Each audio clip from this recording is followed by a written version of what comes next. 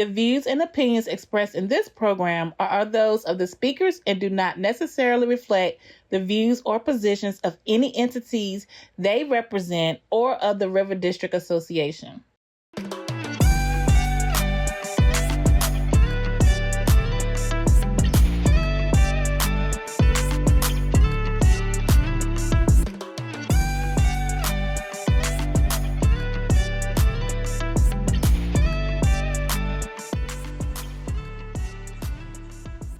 Hello, everyone. Welcome back to True North Speaker Series. We're so excited that you guys continue to view us and look at these videos. They're really making a difference in the community.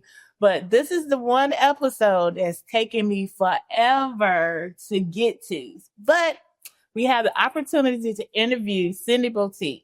So this is season 3, episode 7. You guys sit back. This is one for the record books. It only took me 3 years to get her in front of the camera, but we're so excited to get started. So I want to first off say thank you, Miss Cindi, for saying yes. I really appreciate it. You're welcome, LaShawn. Only for you. So y'all sit back and ready to enjoy season 3, episode 7 of the True North Speaker Series. So you ready? I'm ready. Okay. Tell us, who is Cindi Poteat? Cindi is just a normal, everyday person who has always had a passion for people and the community. And I guess I'm that person that do what other people choose not to. Mm-hmm. So that's who I am.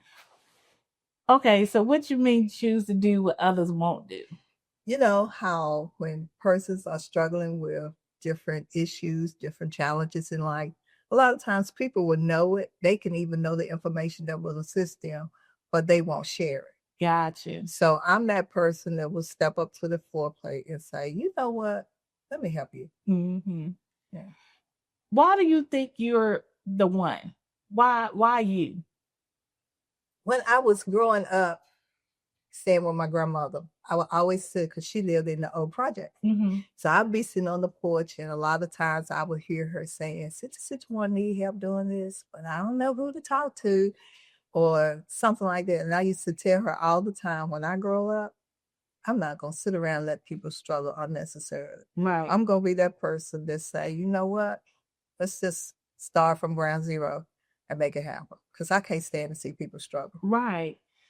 So coming from the old projects and living with your grandmother, seeing the struggle, right there in front of you, do you think it had a different impact on people seeing it and really understand it because it becomes part of their environment versus the ones who learn about it and have to then figure out how to make a difference? Do you think it's a difference in that?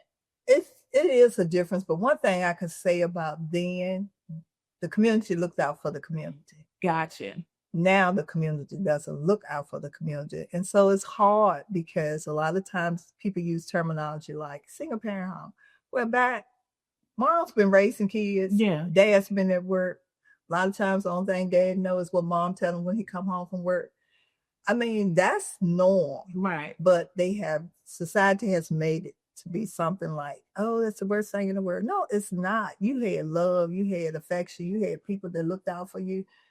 It was amazing. But yeah, because a lot of times we talk about cultural difference a lot, but we don't ever talk about, I feel, as much about environmental differences. Exactly. How your environment shaped the person who you are, more so than culture.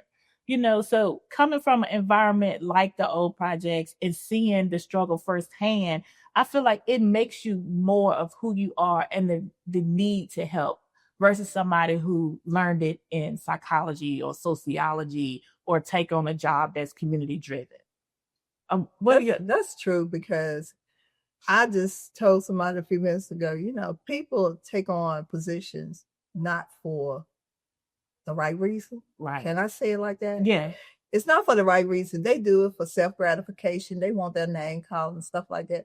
But the whole idea is I believe in, yes, I am my brother's keeper. Yes, I am that person that's supposed to help you out along the way. I can't just pick and choose what I want to. I mean, the environment that I grew up in, I saw those persons gather together to make sure that everybody had what everybody needed. I was shocked when I went back to work for housing to know that people got evicted, people's lights were turned off, because that didn't happen when we were there. That was never something. Because the majority of the people there, they worked, they either did service work, they worked in tobacco factories, they worked in textile mills, they worked in cafeterias, stuff like that. But just to know that things changed so much, all because society chose it to be that way. Right. And when we talk about people in roles and positions, do you think a lot of it comes from, no matter who get the role, not holding them accountable to do the work? Exactly.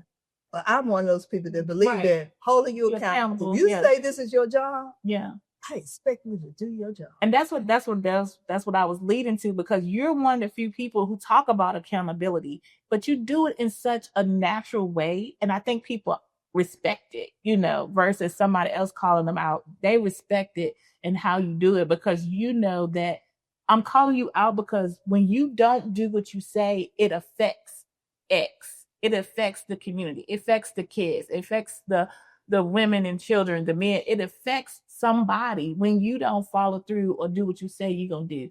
And I think so when you show up, I tell everybody, you are the data pool. You don't have like, in 19, you are the statistics. You was like, oh no, I know this person, they got this. You the data. You walk in and, okay, we got the data now. Because you can explain, it's like, that ain't true. This community is facing this. This community is facing this. I know firsthand this person is facing this. So they respect it because you live in it and you understand it and you expect for somebody to do what they say they're going to do. Exactly. And that's hard to find. So how do you do that? Knowing that it's so easy to be blackballed, or it's so easy to, for somebody to, get mad about it. How do you do that? I just make it personal. Gotcha. I make it personal because generally I'm always in the community. So when you start campaigning, you come to the community. You tell persons, oh, we're going to do this. Oh, we're going to do that. Are you really going to do it? Yeah. So we support you. We get you there. Are you really going to do it? Are you going to remember when you came and you was on the sidewalks campaigning? Do you remember when you was struggling trying to get to a place? And I see a lot of times they get there and they quickly forget. Yeah. Because they feel like they have arrived. So I guess I'm that person that go back and say, don't you remember that day you came? That's what I said. And you were the one that said you were going to do A, B, C, and D. Well, you haven't did A and B, so how you going to do C and D? Right. So I'm just one of those people that feel like if you say it, a man is no better than his word. So right. Ooh, I like that. A man is no better than his word. How do you teach the community to hold people accountable? I be with the community. Okay. I am that person that shows up with them. I always make sure that they're informed. I always keep an open door where if it's an issue and you feel like that you're not being heard, then guess what? I'll go with you and I'll be your speaker. Yeah. I'm your voice. I'm your face. A lot of times they get intimidated because a lot of times people close doors to them because they don't think they look like what they say they should look like. Right. Society has made us into a world that, we formulate people based on stereotyping and judging. We shouldn't ever do that because I might look one way, but I could be that person that be your breakthrough. I'm that person that, could open that door for you. I might not look like it. Right. But the fact of the matter, you never know who I am. Right. And what I bring to the table. Gotcha. So when it's one thing growing up in the community, and seeing that the needs of the community and want to work on it, but what made you to say, I'm focusing on education, housing, and community health? Because that's a big pool. And what made you want to take on that burden? I didn't. I was in school. Uh-huh. I was one semester from getting my degree in business administration. And my advisor came to me and she said, we got a program and we want to know, would you be willing to work with us to build it? Because it was an interdisciplinary program. It wasn't a program. And so I was like, no, I got one more semester. I ain't got no money. Right. I need to get out of here as soon as possible. And she was like, but I just think you would be the greatest person. But the unique thing about it was she was my advisor. Once I said I will do it, it was like she disappeared. Wow. And she took a job at UNCG. And I never saw her anymore or anything. And so what they did was they had this interdisciplinary degree in child and family studies, and they wanted to make it a real live degree. Mm. They didn't want it to be a minor. They wanted it to be a major. And so I sat down with the professors in that department. They decided how we would do the classes and everything to see if it would work. Now, mind you, I didn't really want to go back to school no way. This was something God kept telling me I needed to do. And I was like, I got enough. I got an associate degree. That's enough. I don't need that now. It didn't work like that. Wow. So that's how I ended up. So I ended up doing child and family studies. Yeah. Do you feel like you made the right decision? Sometimes I think not, because there's no money. There's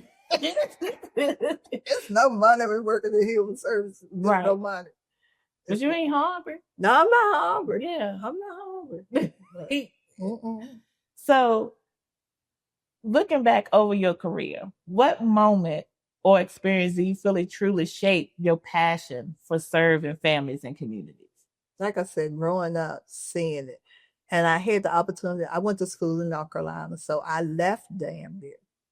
And a lot of things I missed out on. But I remember being under the tutorage of Apostle Campbell. He used to always tell them, soon you're going to have to move out of here because they're getting ready to change the guidelines of public housing. It's going to be based on your income, and it's going to price you out. Mm-hmm. You're going to be paying a lot of money to stay here. So he started equipping his church family with financial classes. He made sure that, he brought in different realtors to talk to them, teaching them how to purchase a home, all of that was in place.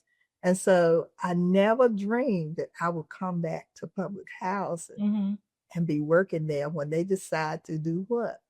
They brought in the Hope 6 program. So we're going to demolish all these old buildings and make them single family homes. And that's the part. And I think all the time back, and I be thinking, wow, I actually made full circle. Mm-hmm. To see it, to be a part of it, to hear it being younger, but then to be able to be in part of it and to come to work and to be with the people and to help them walk through. Because the best part about it is we walked them through.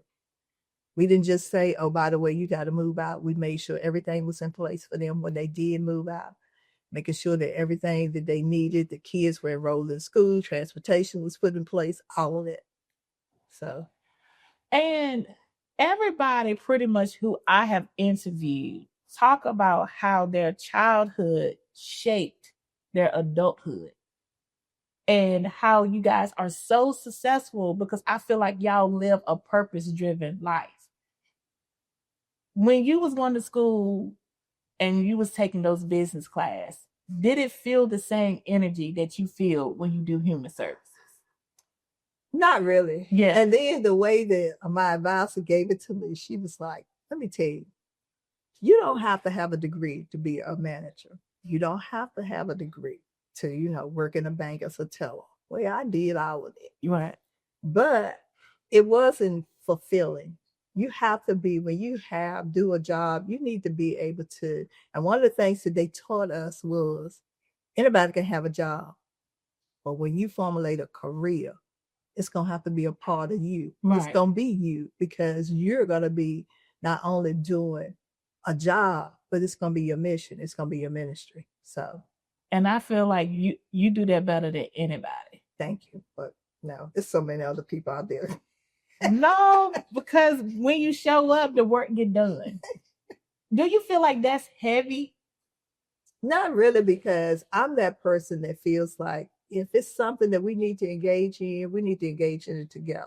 Yeah. I never ask a person, can you do this without being there with them? Yeah. I'm going to be there with them. So that means that we moving tables and chairs, we're moving them together.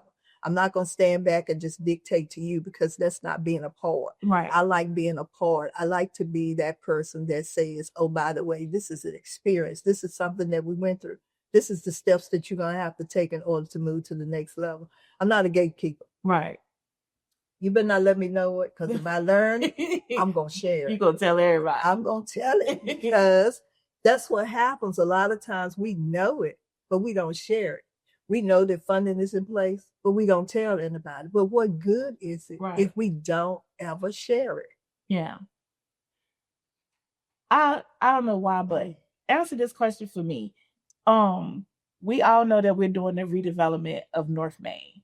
And as we begin to develop North Main and we grow it out, and it's moving at a pace, I think a lot of people are like shocked that it's moving at the speed that it's moving in.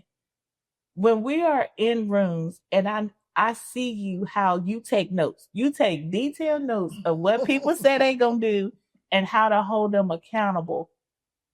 What is it when you go to somebody and you say, this is what you promised the community, and they try to say, no, yes, maybe so, not right now? How do you walk away knowing that they didn't do what they said they're going to do, and it's going to impact the community in this negative way? How do you deal with that when it's out of your control? It's a bit pill to swallow, but the fact of the matter is, it was written down. Yeah. We can go back and we can say, okay, you said you couldn't do it, but this is what you said you would do. Yeah. So now that we got it in writing, we can hold you accountable. Not only did you say it to us, but we got it in writing in the notes, in the minutes that you said it. And we should hold you accountable for it. Because that's one of the biggest things that I myself struggle with. And I know a lot of people that I work with in community development, they struggle with people not doing what they say they're going to do. And I know funding changes. We all get that. That's true. We mission drift, all of that happen, capacity, all of those things play a part. And so I don't want to take away from those things playing a part. But a lot of times I think people say and do things that they know is outside their bandwidth, but that it's the sound bites. And either that is no longer a mandate when they're in the role. And I get frustrated by that. And I know you said, well, we're just going to keep it moving. How do you just keep it moving? I don't have to. Yeah. If we stop, we're not going anywhere. Yeah. So we have to keep moving. Yeah. We cannot stop, because if we stop, we're just like them. God. We're not making a change. The whole idea is to change. And that's my motto in life. Yeah. Change one life at a time. You can't do it all at one time. Right. So you have to be consistent. You have to follow up. I laugh all the time because Wendy always said, your biggest word is consistency. I say anything that a person learns, anything that a person does, and if they do it well, they have to be consistent in doing it. That's just like teaching a child. People think, oh, they can't learn how to read. Know why? You haven't been consistent. You haven't been consistent with their sight words. You haven't been consistent in letting them read aloud. You haven't paired them with someone that could assist them, because a lot of times we don't teach phonics in school. No right. So they don't know how to pronounce words. They're not going to learn how to read. They're not going to put a sentence together, because they don't know that you got to have a subject, a verb, in order to be able to make a true sentence. If you don't teach them that, whole sentence, you're just giving them fractions, contractions, all of that. That's not a sentence. Yeah. And so now I'm looking at it as if now everybody's using ChatGPT, AI. But what about critical thinking? Yeah. What are you doing to man that you've taken away the idea of them being able to have a thought process? Right. How will they be able to maneuver when they are faced with a lot of challenges and barriers if they don't know how to think it out? Right. Ooh, that's deep. When you say critical thinking, how do we push the community to do it? Because, everybody busy. We talk about that all the time. Capacity. How do we get the community to do that critical thinking, regardless of the AI version of stuff now, just in the community? How do we get them to get on board and be part of it? And you're good at doing that. That's why I'm asking you these questions. Because I'm going to call Miss Cindi on y'all, because y'all ain't showing up. How do you get them there? Because a lot of things are based now on myths. So they'll tell you, oh, by the way, such and such one said this is how they always did. That doesn't mean that it's right. So you have to think out the box a lot of times, because it was so funny. My little nephew, who's 8 now, but when he first started school, I was trying to teach him how to color. And the rules of thumb is you color in the lines. Yeah.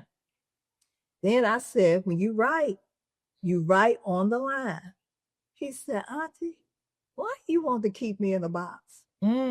He said, don't you see that painting? But they just took all the painting, just threw it on there, and it said it was art. He said, so why do I have to write on the line? When I look at your notes, you write all across the paper. But you think about it now. When people take notes in meetings, when they are taking notes up on the whiteboard, they write in all different directions, they circling. So you have to allow people to think out of the box. Critical thinking is thinking out of the box. Don't always go the way that they said, oh, by the way, we build this highway. We're going to have to go from north to south. Yeah. No, we don't. We can go from south to east. Right. And still accomplish the same goal. Yeah. We don't always have to be in a straight line. You know, they teach kids when school, you gotta walk in a straight line. You don't have to walk in a straight line. Because if you keep walking in a straight line, you're walking directly into the person in front of you. So you can stagger to the left or to the right and still get to the same place at the same time. I like that. Why do you think the community trusts you? I guess because I'm there. I'm that person that shows up when nobody else goes. I don't always do a lot of talking, but I go to gather the information. Yeah. To make sure that, and a lot of times people would change the way they talk and the things that they do if they see a face, because then they know they're being held accountable. So I go to city council all the time. Yeah, I see you in the video. I can send it back there. But I go to see what they're talking about. Yeah. And a lot of times when they see, just like when they was talking about the issue with the the shelter, the animal shelter, they showed up every week. A lot of times they didn't talk, but it made them think, I better be attentive to this, because this community is really being affected by this. So a lot of times we just have to show up. We don't have to talk. Yeah. Just be there and make them wonder why they coming. And they keep coming back and they're not talking. And eventually they're going to come and ask you what you're here for. I like that. When you get a trust with the community and they tell you their needs, how do you formulate the fight? Because I think that's the hardest part. Yeah. How do you formulate that fight? The strength of it, the process of it, because a lot of stuff that you do is not scripted. You it's so how do you formulate what you're gonna do? How do you do that? I just start at the beginning. When they come to me with a crisis, the first thing I said, so what do you think we need to do? I want their opinion. I want them to know that they, look, long as you got a part of it, you're going to be more supportive of it. So I got to make sure that you're in the game. So when I step up, you're going to be right there with me. I want them to be able to see why we doing this. I'm not going to take on a mission. Yeah. And nobody understands why. So being in the community, they always trying to bring a program and think, oh, this is the grandest program. And the next thing you know, they gone. They get their numbers. They write down, oh, we had 25 people to show up, but did you talk to them 25 people right every day? Or did you just go on the count that showed up? You'll come and dangle a little swag to them and think, oh, by the way, I give them a hot dog. That's not it. Yeah. You got to be there. You got to be able to see. You got to listen to them. Yeah. You got to make sure that it's going to be something conducive that's going to move the community forward. Right. I'm not going to go there. Nope. You spent 2 decades working in housing and community service. How do housing stability and health impact a person's success? If they don't have any stability, what do you think gonna happen? I ain't got nowhere to live. So you want me to worry about my health? I got a utility bill I can't afford to pay because I am underemployed. It's not that I don't work. Yeah. I just don't make but $10.50. I don't make but $11.25. How do you think I'm going to focus on a quality of life if I'm not thriving. Yeah. They got to thrive. Yeah. So my thing was, we want them to do great things, but we're not going to give them the tools to do it with. So you got to be able to say, oh, by the way, let me tell you, they offering this class over here. You might can take this. Do you think this is something that you would be interested in? If they say yes, we own it. Yeah. We own it. That's all you can do. I mean, a lot of times, but you give them the opportunity to choose. Don't choose for them. Let them choose. A lot of times they decide, oh, I'm going to take on this. You sure you like this? We're going to see. Yeah. We're going to try for one semester. If it's not something that you think you're going to be comfortable in doing, I tell them all the time. If it's going to be a job that every day you get up, you got a headache, that ain't a job for you. Right. You don't need to do that. Right. You need to be that person that don't mind getting up, going. You don't mind if you have to stay over because you're enjoying what you're doing. I like that. As a certified community health worker, what do you see as the most urgent health issues affecting families in our community? Everything. Wow. Everything. We got maternal health. We got lack of pediatricians. And I'm big on that. Yeah. Because growing up, I had a great pediatrician. When I say he was good, girl, I was grown working at Bill's in college, and he came in the store, and the first thing he said, "That's all my girl, Cindi." The lady standing beside me, she was offended because he was her pediatrician, but he didn't know. But I actually had a relationship. He taught us. My brother was asthmatic. He taught us, you think about it, back in the 70s and 80s, you teaching a young Black person how to use an EpiPen. Yeah. When we took the EpiPen to school, the teachers and everybody was astounded. And they kept saying, who's supposed to do it? He came out to the school in North Carolina and said, I taught them how to do it. They know how to stick him. They know exactly what to do. Can you imagine? Right. We talking about back in the 70s. That's not normal. Right. He taught us how to take care of ourselves. He taught us, like my youngest sister, she had nosebleeds.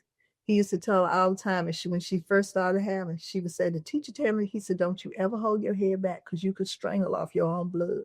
I'm going to teach you how to stop your nose from bleeding. Wow. I need you to get somewhere. I need you to get quiet. I need to be in a cool place.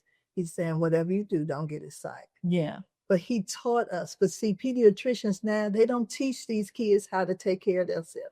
I always frown when I find out a child is diabetic and nobody's taught them. They never talk to them about this disease. They don't talk to them. So they don't know. All they know is, guess what? They say, I'm diabetic. Dang. Well, what?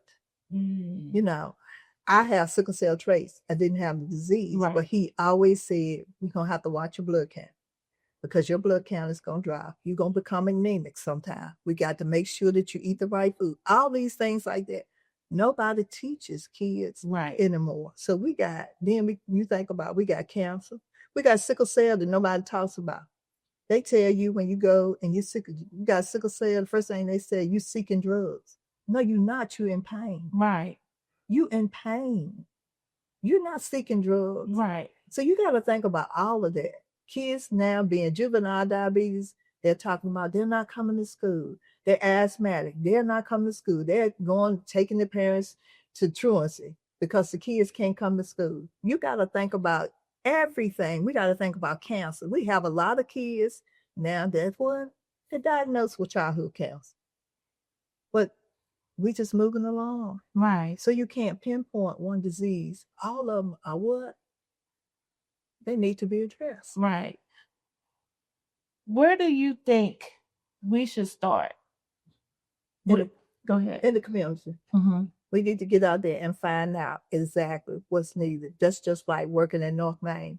We couldn't start until the community got to the table. Right. We could talk all day long, but once the community got to the table, we knew what we need to start focusing our first targets, our first goals. We didn't just think out the box and say, oh, by the way, they might would like this. No, we asked them, is this something that you would like? Is this something that you would engage in? And they always show up. Right. Because guess what? they're an intricate part of it. Right. They know that we really care about them. Once they learn that you care, you don't have to ever worry about funding. Let me tell you, I worked in public housing for years. Because I was always in the community, if I said I was going to host a program, I never had to go and physically ask an organization. People just came and donated. Wow. So you have to be in the community. They got to see that you're serious about that. I had it to the point that in the communities that I worked in, we did a safe house. So that means if mom get home, mom's not there because she's running late for work, kids get off the bus, put signs in the yard. Your child can go there and stay. Don't have to worry about anything. You have to think out the box and you have to engage the community. And if you don't, you're not doing anything. You're not effective at all. You're not effective at all. You're just going through the motions, getting some gratification, and somebody coming, doing a little article on you, and they put you in the paper. But how effective are you? Yeah. So, and then you would start me and dangle this carrot in front of me, and then all of a sudden you'll say, "Oh, well, we got to stop because the funding run out." No, you should have made plans. You always should have a plan. So if in case this funding run out, you got another pot sitting on the side that you could pour into. How does effective community leadership, what does that look like to you, especially for parents and just everyday community people, them being the leaders in the work? We have to engage them. We got to talk to them. You know, we always make decisions for children. Oh, well, we decided that might not be the best thing for that particular child.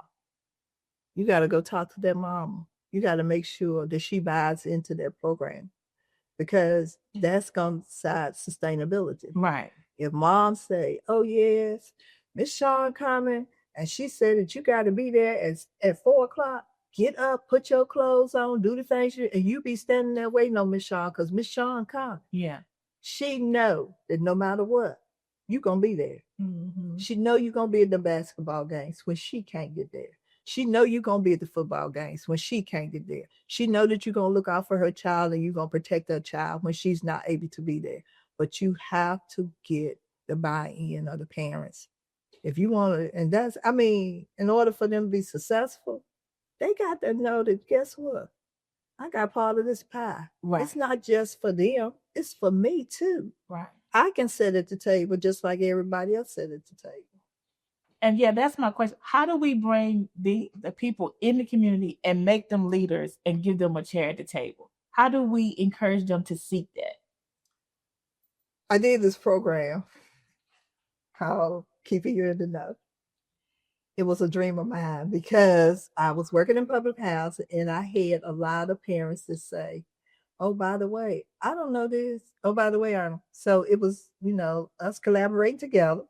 I said, so guess what we're going to do? We're going to start bringing in people that actually have life experiences. They're going to tell you how they started, where they started at, the things they had to do, the challenges that they may have ran into. And so once we started, I stepped back and gave it to them. So the community was running the program. It wasn't me. And they would say like, "Oh, I know someone whose son, committed suicide. I know someone who's got children that's artistic." So a lot of times they don't know the rules. They don't know the policies. Right. But you bring somebody in that I have a life experience, they tell you they are more able to connect with someone that look like them, that live like them, opposed to me bringing a professional to the table and saying, "Oh, by the way," and they using all this lingo they don't understand, and then you going by what they told you you're supposed to do, but they're not telling you the real story of what's supposed to be done. Right. So, yeah. I like that. And what was it called? Keeping You in the Know. Keeping You in the Know. And we did it every month. We brought in different people from our walks of life. I had people support me from Capitol Hill. Wow. Because the residents, you'd be amazed at who the residents know that may not look like, you might not think they know them because of their position or whatever. And so they were reaching out, they were donating. Like when we did autism, this one lady that worked for the Capitol, she worked on Capitol Hill. She sent all the swag and everything because she has a child that has autism. Hmm.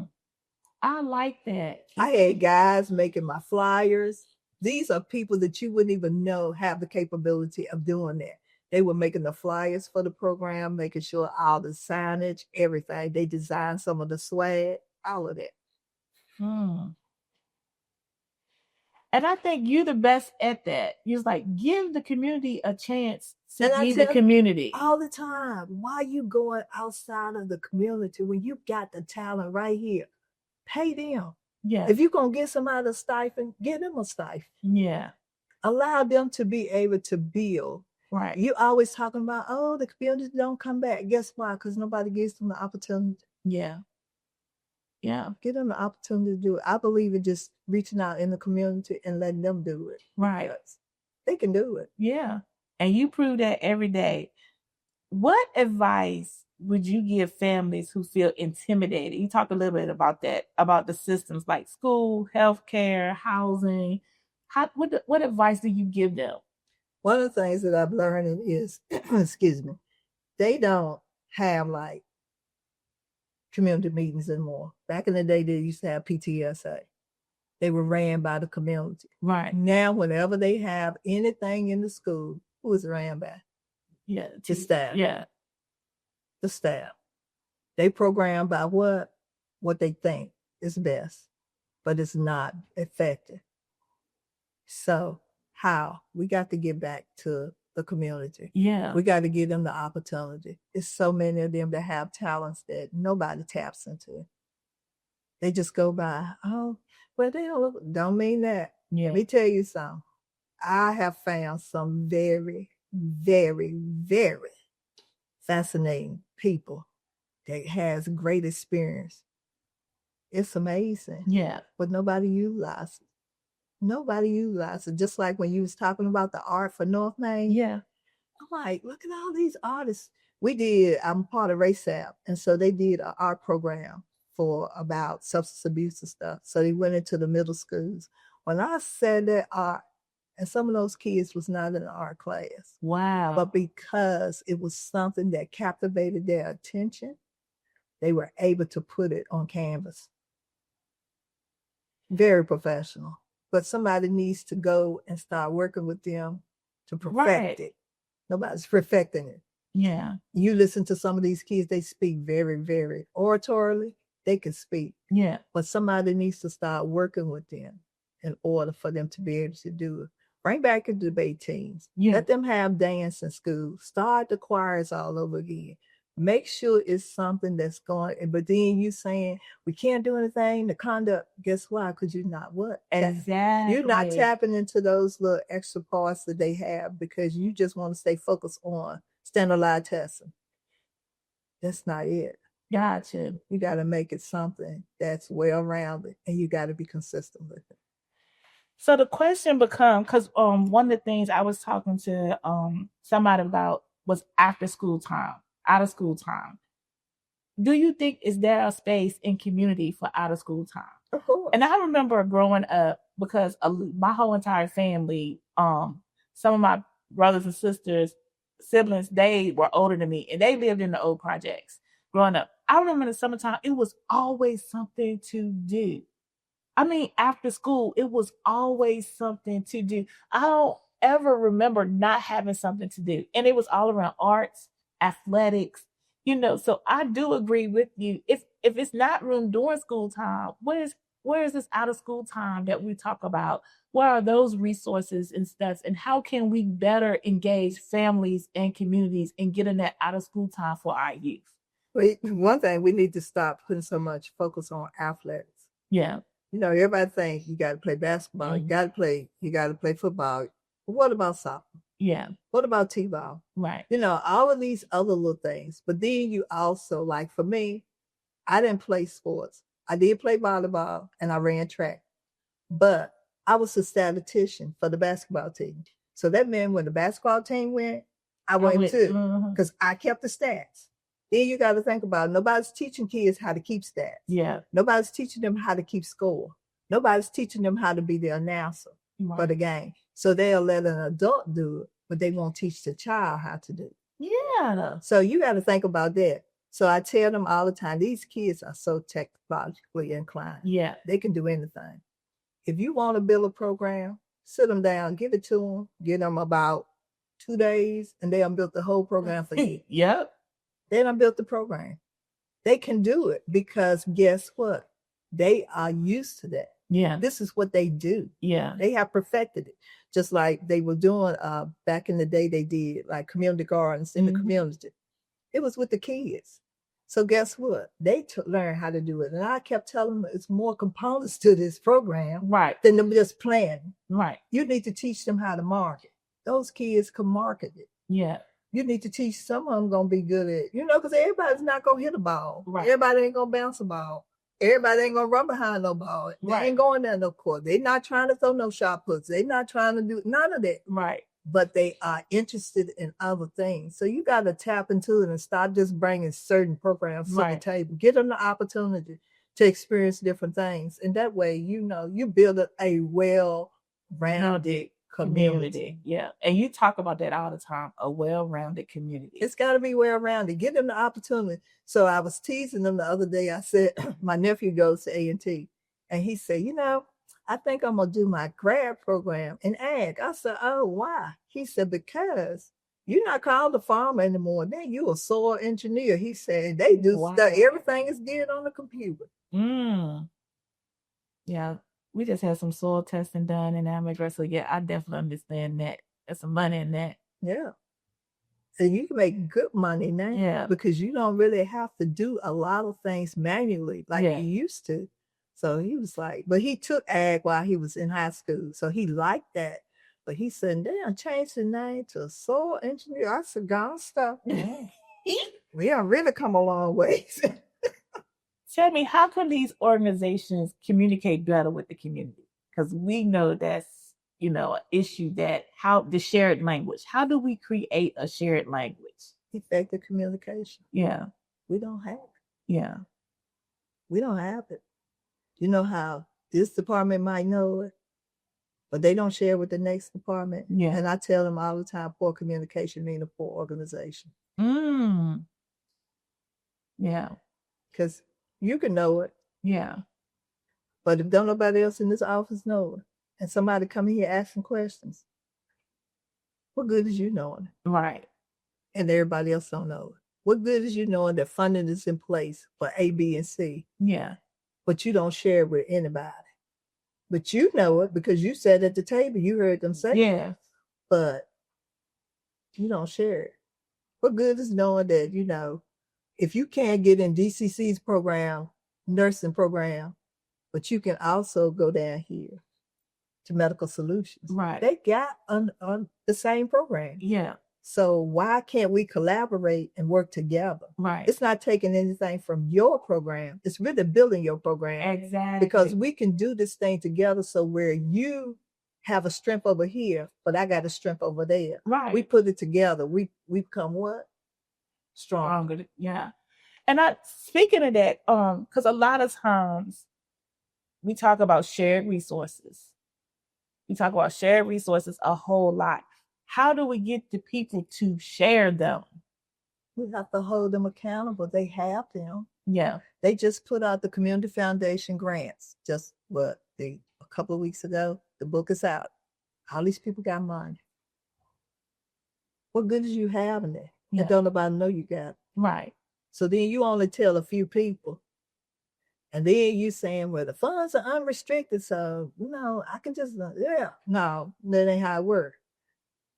You need to share it. Right. Stop putting so many guidelines in place and barriers in place to keep people from moving forward. Don't do that. Yeah. So if I know that the LPN program at DCC is full, but they got people on the waiting list, why can't I just reach out to Medical Solutions and say, how many openings do you have? Right. Can I send these students down here? Right.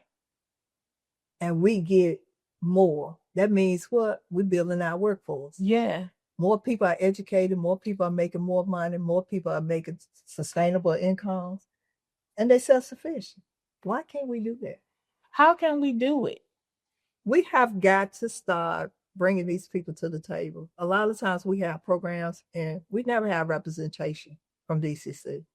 Nobody never reaches out to Medical Solutions and say, can you show up? Nobody ever goes over to the phlebotomy place over there in Market Square and say, can you come to the table? Because all of them have something that they can bring to the table. Right. Also, the hospital in there, they offer classes. If you work in the hospital a year or whatever, you can do some trainings there. Like you can do training for radiology and stuff like that.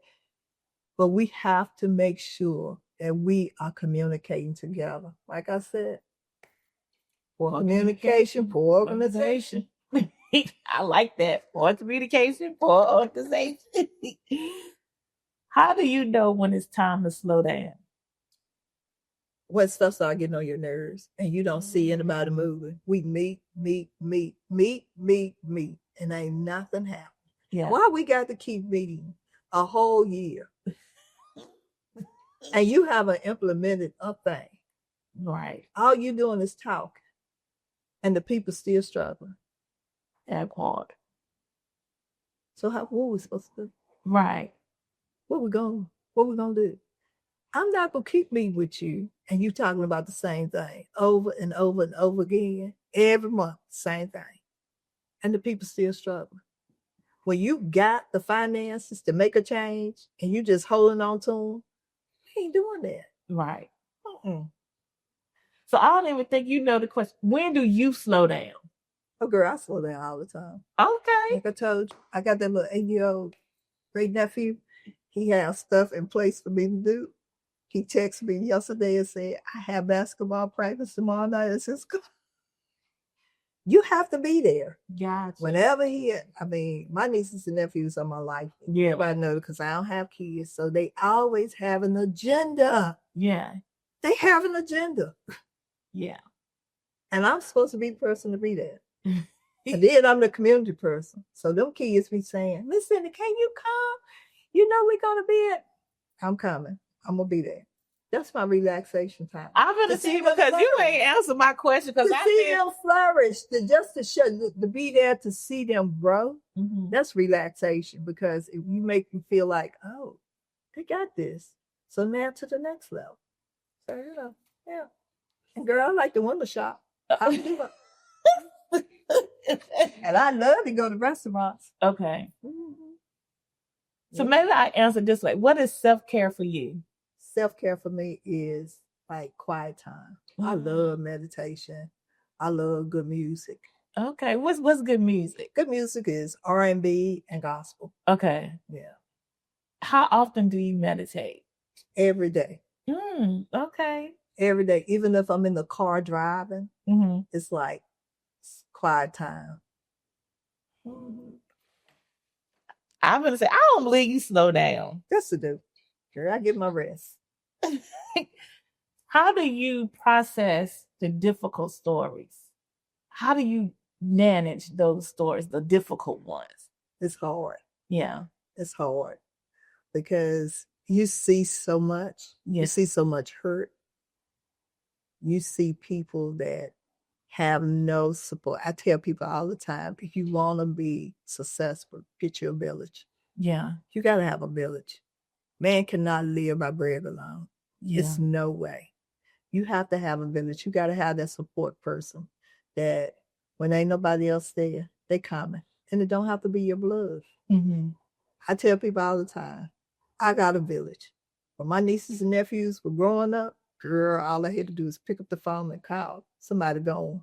If I couldn't get there, they was going to be there. Yeah. So, they look out for you. They make sure that if there's anything that you need, you going through a crisis, stay there. How do you build a village? By being that person that's you reachable, you passionate, you kind, and you don't judge. Yeah. You don't judge. So that means, even when I was working in housing, if nobody else would show up, if my coworker couldn't get there for their child, guess who's gone? Yeah. I'm gone. Yeah. Somebody gonna be there. Even for the kids, when they were participating in different things, I would get up early if they were going on a field trip. No mom ain't got no transportation. I get up early, get to work, get there in time to get them to where they need to be. But you got to be consistent. Yeah. Kids pay more attention, and kids can tell when you're real when nobody else can tell. And if they start pulling away from you, you know you need to look at this whole program again because something is not going right. Yeah. How do you determine when somebody is now part of your village? How can what is that thing that okay, I trust them. They're a part of my village. Do you have a conversation with them about I want you to be part of my village? I don't really have to because usually when you meet that person and they always looking out for you, they making sure, oh, is you all right? You know, little stuff like that. I'm that person that if I don't see you for a while, I'm gonna send you a text. What's going on? You good? I'm that person. Yeah. And people reciprocate that kind of stuff to you. So I don't ever have to ask them. They just show up. If they know I'm going through, sometimes, most of the time, when you got a village, they can look at you and tell Yeah. you're going through. You don't have to do no whole lot of talking. I like that. When you get it in your energy that a program is not right or something that's going on in education or health that's not right, what is that you be looking for to say, this might not be right? Working inside the hospital, I noticed that people use the word non-compliance. Even in human services, they'll say non-compliance. The mom didn't show up. The kids didn't come to school. So I was sitting in a meeting one day with the school system, and they was talking about truancy. So they going on and on and on. So my question to them is, do you know their family? Yeah. Have you ever thought about, so I had to take them back down memory lane. Let me explain to you why you're talking about this particular client like this. First of all, mom just been diagnosed with stage 4 cancer. Grandma already had cancer. She don't have any siblings. She don't have a village. So who's to get her kids ready? Right. But she going through chemo. She going through radiation. Have you ever been inside? That's why I tell them, learn your audience. Learn your audience. Yeah. Know what you're talking about. Because see, you slinging all this stuff out here, but you don't know the true story. What about the kids whose parents just died? Mom died, 30 years old, of breast cancer. Wonder why? Because first of all, she couldn't get a mammogram because they saying the guidelines, you got to be 40. I said, but when you go through trauma, what do you do? FMLA. What do you think these kids supposed to just bounce back, come back to school just like ain't nothing happened? It don't work like that. Yeah. Now your audience. And I think that for all that, for me, also, I feel like a lot of times we don't have enough of Miss Cindy's because everybody can't learn the audience, right? Everybody can't learn the village. So how do we make more of you to say, wait a minute, Cindy need to be at the table because she know the audience. You know, because we don't even want to send everybody in the community. So that's one thing. Some people don't need to be there. So how do you find those people that can be the spokesperson for the audience? I guess I grew up and I had these older ladies that I always looked up to. They always showed up. They would come to school and volunteer. They would make sure that if the children were outside, they bring the freeze pots outside. They making sure, Lord, so-and-so, he had cut his toe. Come here, let me wipe your toe. All of that. So when working in public housing, I would teach them, this is your community. Yeah. This is not the projects. This is your community. Right. So what I would do is exemplify to them. They saw it in me. So that meant some days they would come and say, such one came to the bus stop this morning. You ain't got here. They don't have a coat. So I'm giving you this coat. Or they would call a friend and a friend would actually bring a coat there. Gotcha. Go buy a coat and bring it. Go buy shoes and bring it. But you got to exemplify that. You got to let them know, guess what? I'm serious about it. I'm not going to take a job and not be sincere when I'm working with people. Right. Because we talking about a life. We ain't talking about numbers. Right. We ain't talking about statistics. We talking about a life. Right. So you got to pour more into them so that they know that you're really sincere about what you're saying and what you're doing. Should we identify those people? Yeah, we can. Okay. We can, because you'll be amazed at the ones that do it behind the scenes. Scenes. And they don't like for their name to be called. They don't. You got me sitting up here on this camera now, and I'm like. But I think it's important, though, because not all about bringing attention. I mean, not all about celebrating you, because I do celebrate you. But I think it's bringing attention that people like you exist. So you're the bridge a lot of times that don't get recognized because you don't want the attention. But what I've seen in society is people, the bridge is gone, or people don't recognize that there's a bridge there. So the resources and the people who need the resources, they're never meeting. So that's why I want to bring attention to people like you, not to put you in the camera, but to recognize you're the bridge. And I think that's very important. That's why I asked you, how do we identify these people? You'd be amazed. They right here. Right. Right here at you. Sometimes you talk to them and you don't even realize what they do. Because the thing of it is, I guess because it was exemplified in my life, my grandmother always made sure the people in the neighborhoods take care. My dad worked construction. He was a foreman. Yeah. And he used to always say, some of his guys, he knew them. He knew that if he didn't get that money, right, the rent wasn't going to be paid. The groceries weren't going to be done, because when they get off, they go in the party. Right. So he started making sure he held them accountable for what they did. But he gave it to them in a way that they knew that he cared about them. They knew that, because I still, even now, my dad died in 2007. Some of the guys that worked under him, they still be coming to me saying, if it hadn't been for your dad, I don't know where I would have been. And I'll be looking at them like, I don't even know who you are. Right. But, exactly. you know, just to know that he left that he made that kind of impact on them. Because most people, when they get a title, they forget. Yeah. But he remembered. He remembered. And I guess I learned from him, because even if they were out putting in curbing, if they was running behind, he didn't stand over top of them. He got out there and helped them get the exactly. Exactly. So, you know, it's the way that I just look at life totally different. Like, we're responsible for each other. And I think that's also what make it hard to identify people like you, because you're just doing it. It's not something you went to school for, technically. You're doing it. And I feel like it takes people like me, or either other people in the community, to identify people like you, because you was like, well, what do you want to interview me for? But just you know, just a normal everyday person. No, that's definitely not it. That's it. But I feel like it's so many of you out there. And I mean, I can name them, like so many people who in my life that does the work that you do and don't even realize that it's work. Like Miss Constant Covington. I mean, if you said, Miss Constant, did you know, you remember when you did that?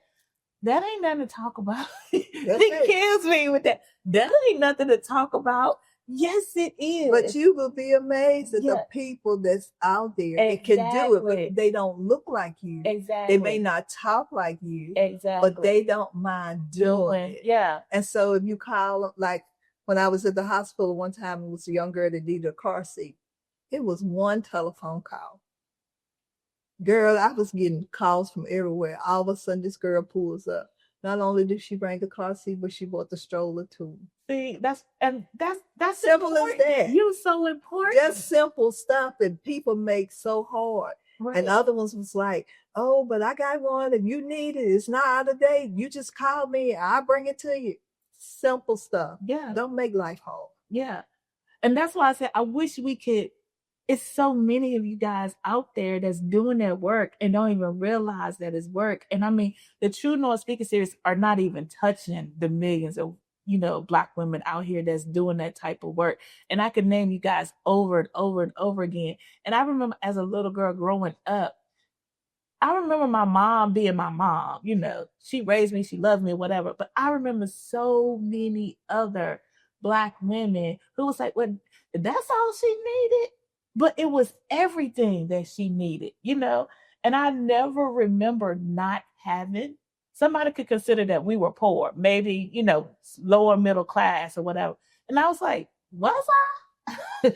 I don't remember not having. And I just remember everything that I needed was right there. And it was just some simple Black woman would say, oh, is that all you need? So that's why I like this speaker series, because it's about community, it's about economics, it's education, it's health, and it's everything. It's just by a simple Black woman sitting somewhere and say, oh, I can make that happen. I thought you really, yeah.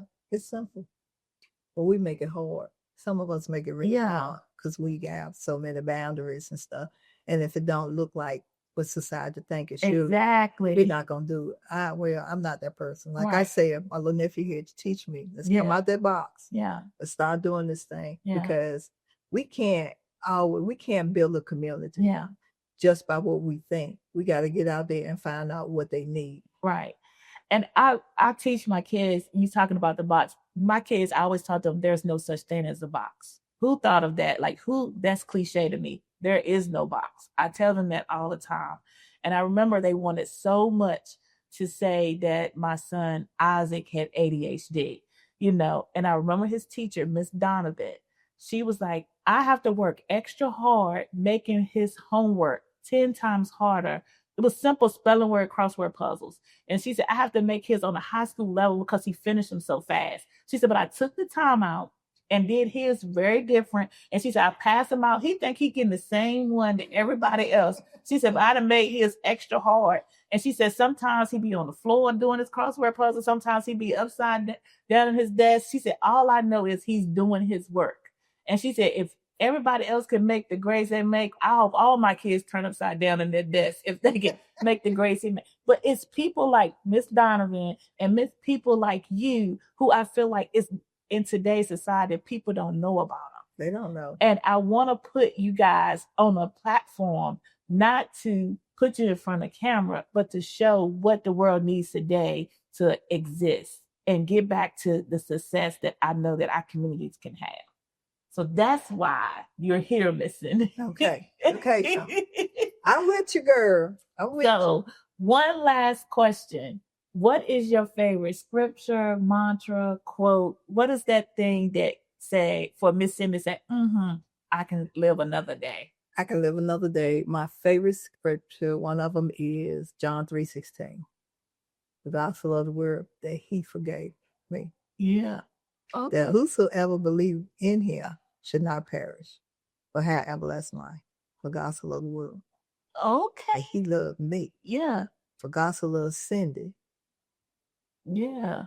So you have to make it personal. Oh, okay. You have to make it personal. And then my other thing is changing one life at a time. You can't do all of it. So you have to start somewhere. And it's a trickle effect. It just goes from that one person to the next person. And if you ever want somebody to tell your story, let the people tell your story. Let them tell your story. Who can tell the story better than them? Yeah. The people that you touch, the people that you share with. I look at some of them now when I see them out and I be thinking, wow, I remember when I used to have to worry you to death to get up. I look at some of the kids that went away to school. I used to have to worry them there, get up, put your clothes on. You're not going to be late for school today. Get up. You going to this program. It ain't about what you want. Well, you're going to do it anyway. Because you have to allow them to be acclimated to more than just a few things. You got to get them way around it. You got to make sure they're acclimated to life and understand everything is not going to be peaches and cream. You're going to run into some challenges. You're going to have some heartbreak. But guess what? You can make it through. For God so loved the world. God so loved me. Cindi Poteat. He gave his only begotten son, that whosoever believe him shall not perish, but have everlasting life. Thank you, Miss Cindi, for saying yes after 3 years. I really appreciate it. Okay, LaShawn. You guys heard it here. I got Miss Cindi in front of the camera. Cindi Poteat, Season 3, Episode 7, True North Speaker Series. Thank you guys for tuning in, and I'll see you next time.